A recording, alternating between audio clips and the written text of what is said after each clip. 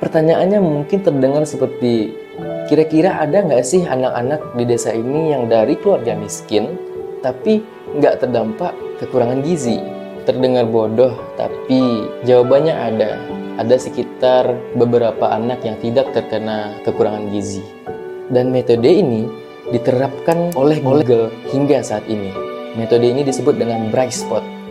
Teman-teman bisa baca nantinya. Sederhananya, metode ini melihat sesuatu yang berhasil, bukan yang gagalnya. Walhasil ada beberapa anak yang dikumpulkan. Dan jawabannya sederhana. Ternyata, anak-anak ini diberikan makan 4 kali sehari, namun dengan menu yang sederhana, seperti ubi-ubian dan kepiting sawah.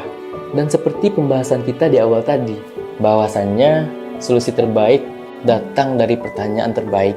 Sejak itu, bahkan kurang dari 6 bulan, kekurangan gizi di desa tersebut jauh menurun drastis. Kita mungkin sering diajarkan untuk menjadi seorang problem solver atau pemecah masalah.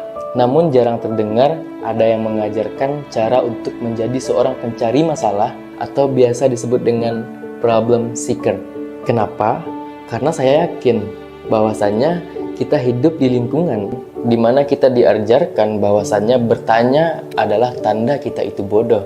Hal ini dikenal dengan istilah psychological safety atau keadaan di mana kita merasa bebas untuk bertanya, berbicara, ataupun mengkritik, bahkan untuk mengakui kesalahan tanpa takut dipermalukan.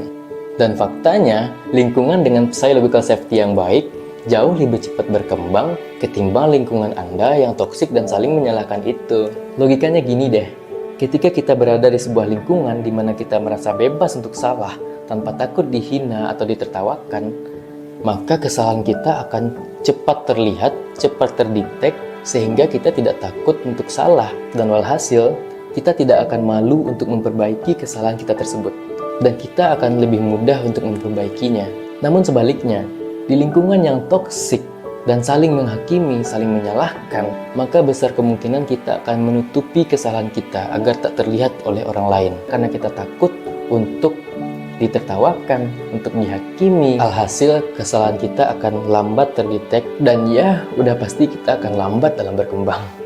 Pada intinya adalah, kita tidak usah takut untuk menjadi seorang yang banyak bertanya. Dunia kita bisa maju hingga sampai di titik ini bukan karena jawaban bro, melainkan dari pertanyaan dan rasa ingin tahu yang liar.